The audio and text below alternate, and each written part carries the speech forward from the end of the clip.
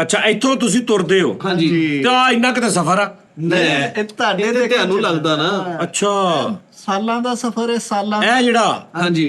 ਅੱਛਾ ਇਧਰੋਂ ਹੁਣ ਤੁਸੀਂ ਆ ਕੀ ਭਾਜੀ ਇਹ ਜਾਨਵਰ ਨੇ ਇਹ ਦੇਖੋ ਇਹ ਬੜਾ ਖਤਰਨਾਕ ਬੀਚ ਹੈ ਮਗਰਮੱਛਾਂ ਨੇ ਸਿਰ ਬਾਹਰ ਕੱਢੇ ਆ ਸਿਰਫ ਧੋਣਾ ਬਾਹਰ ਕੱਢੀਆਂ ਇਹ ਜਿਹੜੀ ਆ ਹਾਂਜੀ ਬਾਕੀ ਧੜ ਵੇਖੀ ਹੈ ਦੇਖੋ ਪਾਣੀ ਪੂਰਾ ਘੁਮਾ ਕੇ ਦੇਖੋ ਆ ਹੁਣ ਦੇਖੋ ਇਹ ਮਗਰਮੱਛਾਂ ਨੇ ਹਾਂਜੀ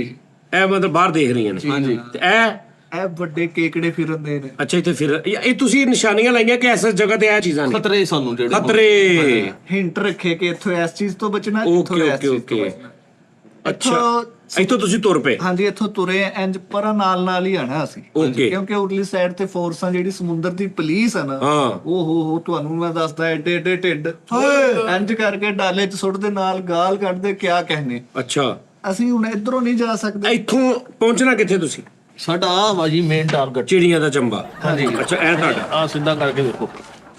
ਉਹ ਨਕਸ਼ੇ ਦੀ ਫੁੱਟ ਸੇ ਨਹੀਂ ਸਮਝ ਆਉਂਦਾ ਜੀ ਅੱਛਾ ਇਹ ਤੁਹਾਡਾ ਇੱਥੇ ਤੁਸੀਂ ਜਾਣਾ ਇੱਥੋਂ ਆ ਸਾਡਾ 2.5 ਟਨ ਦਾ ਜਿਹੜਾ ਇੱਥੇ ਪਹੁੰਚ ਜਾਏਗਾ ਕੂਚ ਕਰ ਜਾਏਗਾ ਜਦੋਂ ਪੂਰਾ ਫਿਰ ਅਸੀਂ ਖਜ਼ਾਨੇ ਇਹ ਖਤਰਾ ਕਿਉਂ ਲਿਖਿਆ ਪਹਿਲੇ ਪਿੱਛੋਂ ਆਓ ਨਾ ਇਹ ਨਕਸ਼ਾ ਹੈ ਭਾਜੀ ਉਹ ਤੁਹਾਡੇ ਨਾਲ ਦਾ ਜਿਹੜਾ ਉਹਨੇ ਦੱਸਣ ਦਿਆ ਸਹੀ ਤੁਸੀਂ ਦੂਰ ਐਂਡ ਤੇ ਜਾ ਰਹੇ ਹੋ ਇਹ ਦੇਖੋ ਇੱਥੋਂ ਨਿਕਲੇ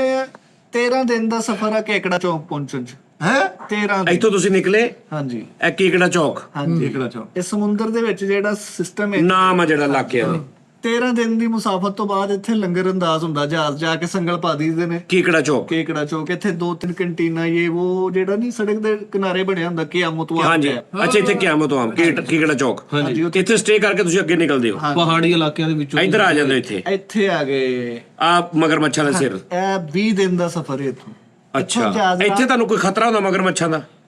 ਮਗਰਮੱਛ ਹਾਂਜੀ ਮਗਰਮੱਛ ਹਮਲਾ ਕਰਦੇ ਭਾਜੀ ਮੇਰੀ ਗੱਲ ਸੁਣੋ ਨਾਲੇ ਇਹ ਸਾਰੀ ਚੜਾਈ ਹੈ ਸਮੁੰਦਰ ਤੇ ਇਸ ਚੜਾਈ ਦੇ ਉੱਤੇ ਜਦੋਂ ਤੁਸੀਂ ਪਹੁੰਚਦੇ ਹੋ ਗਰਮੀ ਉੱਪਰ ਉਹ ਸੂਰਜ ਚੈੱਕ ਕਰੋ ਆਹੋ ਸੂਰਜ 6:15 ਤੇ ਹੁੰਦਾ ਇਹ ਕੀ ਆ ਇਹ ਚਿੜੀਆਂ ਉੱਡ ਰਹੀਆਂ ਪਰਿੰਦੇ ਇਹ ਹਾਂਜੀ ਤੇ ਸਰ ਇਹ ਕੀ ਹੈ ਗੋਲ ਗੋਲ ਤੁਹਾਨੂੰ ਆਡੇ ਵੱਜਣ ਦਾ ਪਹਾੜ ਆਏ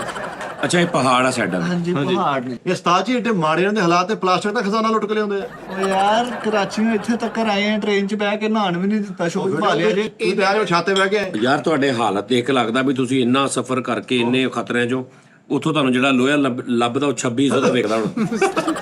ਇੰਨੀ ਮਿਹਨਤ ਦਾ ਖਜ਼ਾਨਾ ਲੁੱਟਿਆ ਤੂੰ ਬਾਹਰ ਨਿਕਲ ਕੇ ਆਰਟੀਫੀਸ਼ੀਅਲ ਨਿਕਲਿਆ ਇਹ ਮਗਰਾਂ ਤੇ ਇਸ ਤਰ੍ਹਾਂ ਲੱਭ ਕੇ ਲਿਆਉਂਦੇ ਖਜ਼ਾਨਾ ਚ ਅੱਛਾ ਆ ਬਾ ਪੁੱਤ ਇਹਨੂੰ ਕਰ ਲਾ ਪਿਆ ਕੱਪੜੇ ਦੇ ਨਕਸ਼ੇ ਨੂੰ ਭਾਜੀ ਮੇਰੀ ਗੱਲ ਤਾਂ ਸੁਣ